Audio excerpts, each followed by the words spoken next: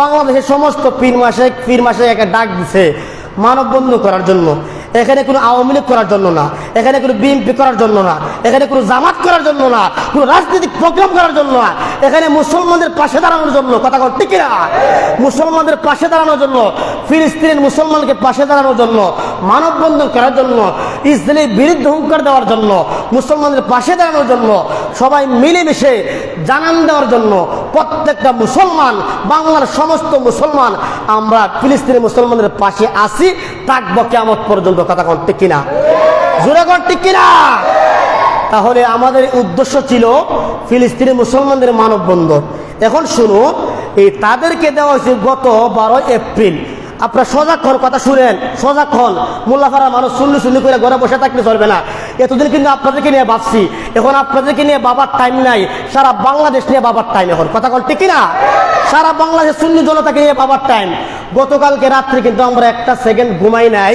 এখন শুনুন, আমাদের প্রোগ্রামটা বাতিল করা হয়েছে। আগামী যে কালকে যে শনিবার প্রোগ্রামটা বাতিল করা হয়েছে। এই যে যারা জামাতি ইসলাম, যারা ওয়াহাবি খারিজি, তাদেরকে কিন্তু 12 এপ্রিল দেওয়া হয়েছিল ঢাকা সুরহদির মাঠে, কিন্তু আমাদেরকে দেওয়া হয় নাই। কেন? তার কারণ কি? কারণ হলো আমাদের কারণ হলো তারা আমাদের ট্যাগ লাগাইছে আমরা নাকি আওয়ামী লীগের দালাল।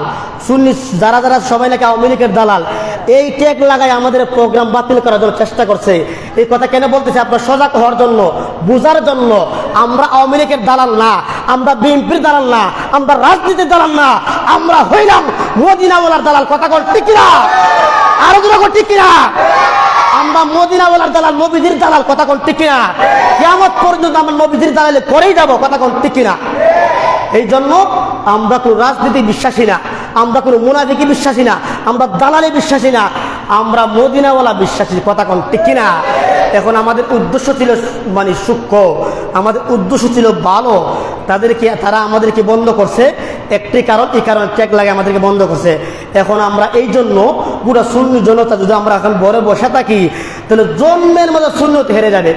আবার সামনে জোশে জুলুস করবেন, রাস্তার মধ্যে ফালায় মারবো।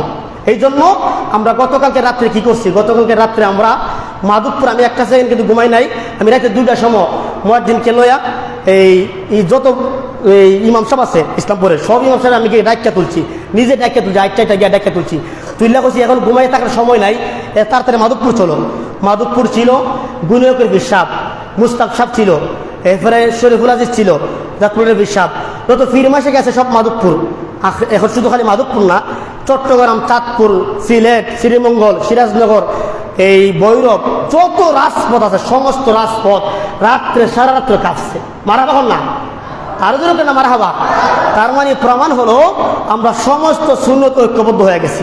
আলহামদুলিল্লাহ বলেন, আরো জোরে আলহামদুলিল্লাহ। সমস্ত সুন্নত ঐক্যবদ্ধ হয়েছে একমাত্র একটাই কারণ, আমরা মদিনার প্রেমিক, আমরা সুন্নত কায়েম করতে চাই, কোনো বাতিলদের কাছে আমরা আপোষ করতে রাজি না। কথা কোন ঠিক কিনা?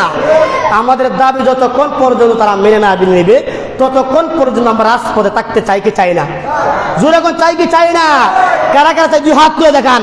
নারে তাকবীর, নারে রিসালাত। ইসরায়েলের দালালেরা, হুঁশিয়ার সাবধান, ইসরায়েলের দালালেরা, ইসরায়েলের দালালেরা, ফিলিস্তিন ফিলিস্তিন, এটাই আমাদের স্লোগান। আমরা হলে ফিলিস্তিনি মুসলমানদের পক্ষে, আমাদের মুসলমানদের প্রথম কেবলাল মসজিদুল আকসা ফিলিস্তিন জেরুজালেমের অবস্থিত। কথা